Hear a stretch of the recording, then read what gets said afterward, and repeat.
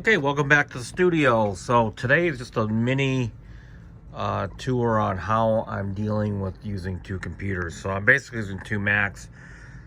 This big old tower, that's the old 12 core 2012 Mac. And right above it is a Mac Mini, which is going to be the M1 base model. Okay, and then you can see there's my T7 hard drive. And then I've got a bunch of hubs right here running off one's the Mac Mini, of course, one's the Mac Pro.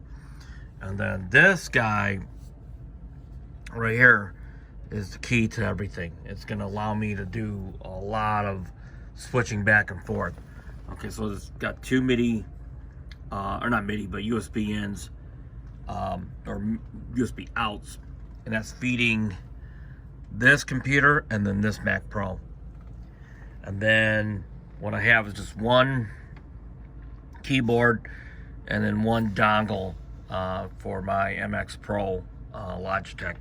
And that then has a little remote right here, which is great, okay? And then I've got this USB MIDI interface, and that's for my Mac Mini, and this RME Babyface, the first version. It goes to the M1 Mac Mini. And of course, the way I'm working this is this is going to the M1 Mac Mini. This one's running Logic Pro. This one as well runs Logic Pro, but it's also running the Kai MPC software front end for this as well. And then the rack, all the stuff, with the exception of the audio interfaces, are like this Myo 10 right here is going to the Mac Pro, and everything MIDI wise is going to the Mac Pro. And then that's and then I have this real unique keyboard. This is the EX5 Yamaha, and it actually has two sets of MIDI A and B discrete out and ins. And as you can see, the transmit channel for A and B. So this is where the secret sauce lies. So I can have one keyboard and go back and forth, controlling and playing the MIDI from here, and then the MIDI from here. And then independently, I can use this switcher here and run just one keyboard, one mouse. And there are times where you'd want to play from this computer, but then still control this computer, or vice versa, or you might want to simultaneously. So this gives me the flexibility where I can do it all and have that flexibility. So for example, right now this is controlling the Mac Mini. As soon as I hit this, now it switches the keyboard and mouse to control the Mac Pro, as you can see.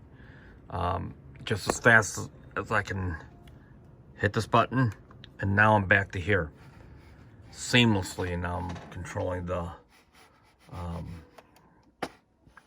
M1 Mac iMac, or Mac Mini, excuse me.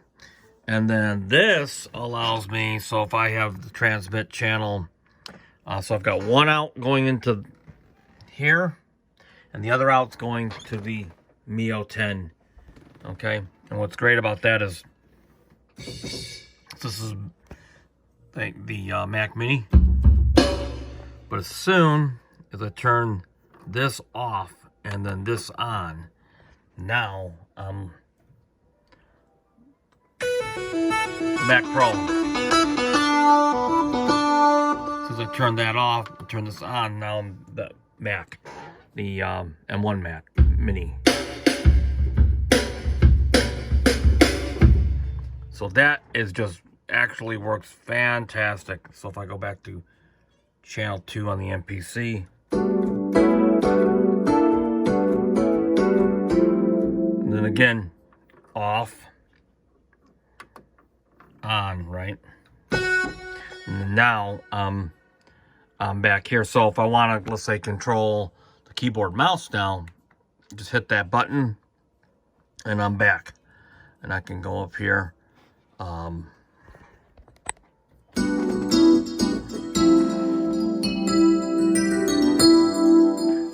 controlling this, like I said, or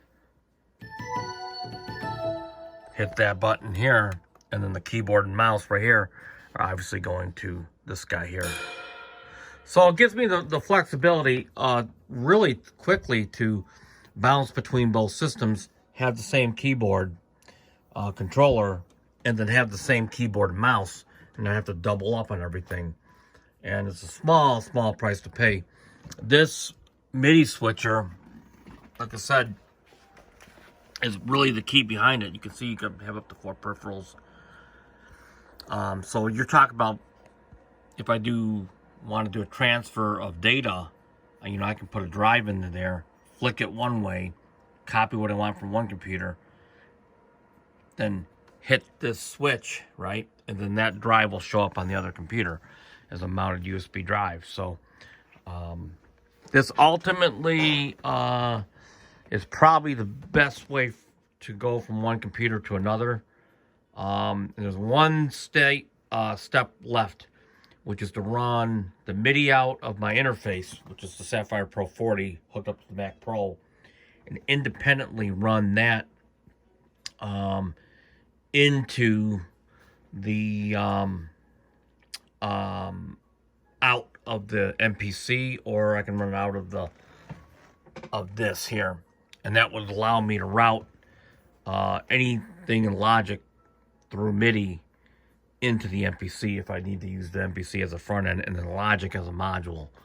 And this buys me out of all that IAC driver routing, which can get really messy, and it doesn't work. It works okay, but not great. So anyway, please leave any questions or comments, and until next time, peace out.